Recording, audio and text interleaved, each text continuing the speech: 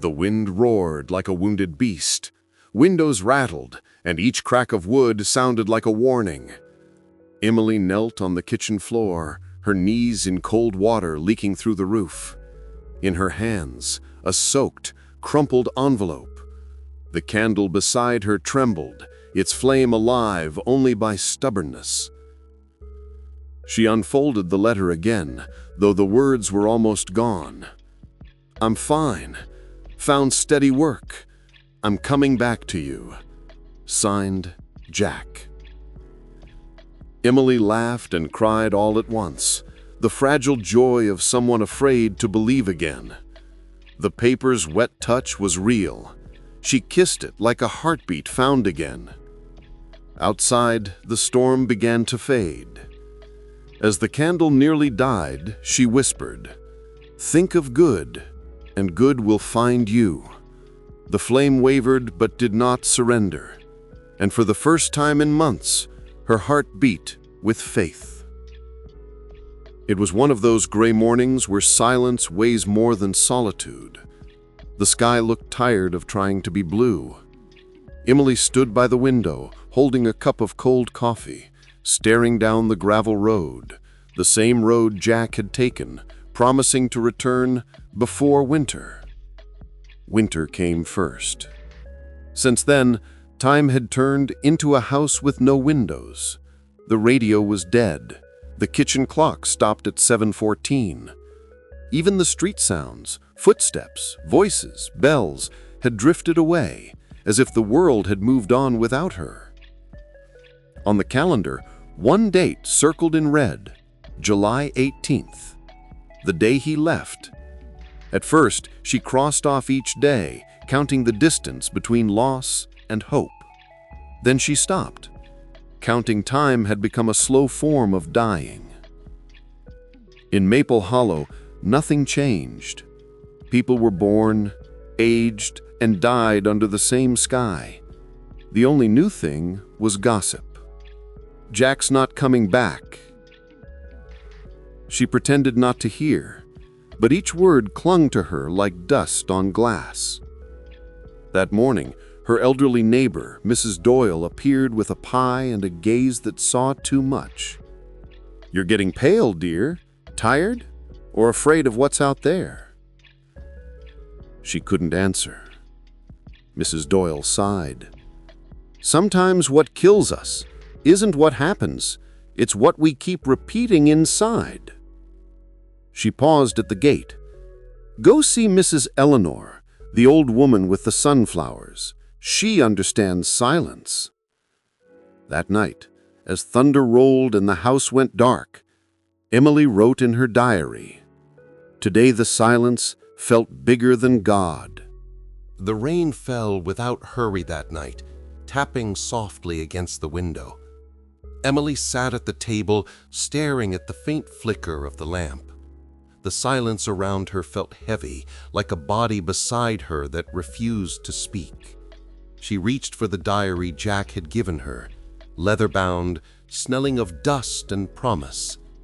On a blank page, she wrote only, "If hope is still somewhere, it must be hiding inside the quiet." A sudden gust of wind rattled the door. Then came 3 faint knocks on the back window. Her heart stumbled. She rose, candle in hand, and peered through the glass. Nothing but rain and darkness. Then she saw it. A small bird, soaked and trembling, perched on the sill. One wing hung limp. She opened the window just enough to bring it in, wrapping it in a towel. As she dried its feathers, she noticed a thin silver ring around its leg, and tied to it a tiny folded paper. Her fingers shook as she opened it.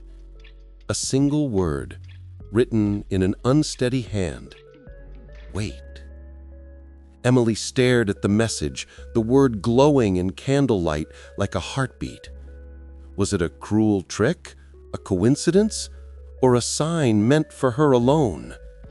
Something deep inside her, something that had been silent for too long, stirred awake. The candle flickered violently, and the bird, warm against her palms, blinked up at her as if it understood. She whispered the phrase she'd spoken before, almost without thinking. "Think of good, and good will find you." Outside, the storm raged again, yet the flame did not die. When morning came, the world looked different. The sky rinsed clean, the air washed of despair. The bird was gone, leaving only a single gray feather on the table. Emily slipped the note into her pocket and stepped outside for the first time in weeks. The road shimmered with dew, and at the end of the street, beyond the mist, she saw them. Tall sunflowers bending toward the light that had finally returned. She took a slow breath and began to walk.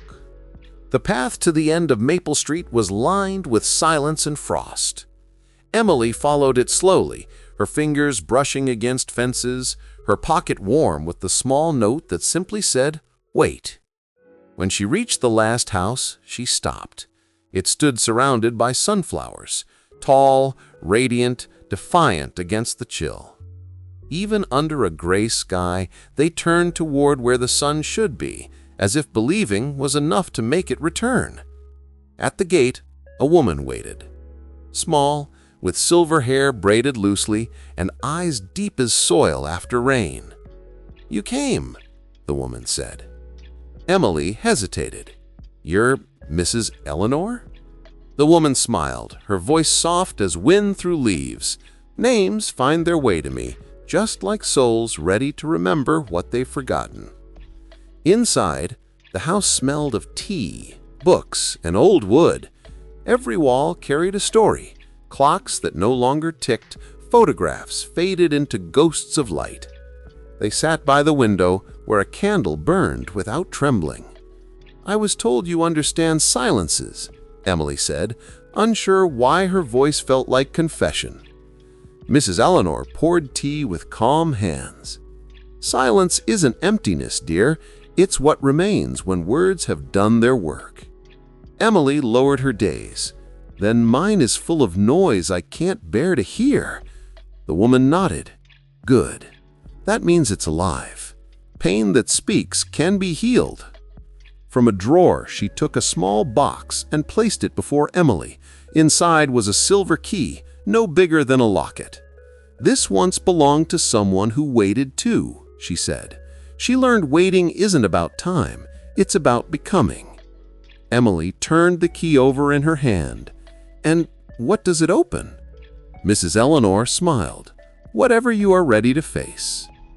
Outside, sunlight broke through the clouds, pouring across the room like a benediction. The light touched the key in Emily's palm, and for the first time, she felt something more than longing. She felt movement, as if her heart had taken its first true step. That night, back home, she wrote in her diary, "Today, I didn't look for Jack in the past. I found him in the light." That night, the silver key would not leave her thoughts. It glimmered faintly on the table beside her candle. Quiet, patient, as if waiting for her courage. Emily turned it in her fingers, tracing its worn edges. Something in its weight felt familiar, like an echo she couldn't place. At dawn, she rose and wandered through the house, each creaking floorboard answering the silence. Her steps stopped before an old cabinet Jack had found at a roadside market years ago. The lowest drawer had never opened. Swollen wood, she'd thought. She knelt, heart pounding, and slid the key into the tiny lock. A click, soft and sure. Inside lay a small wooden box wrapped in cloth.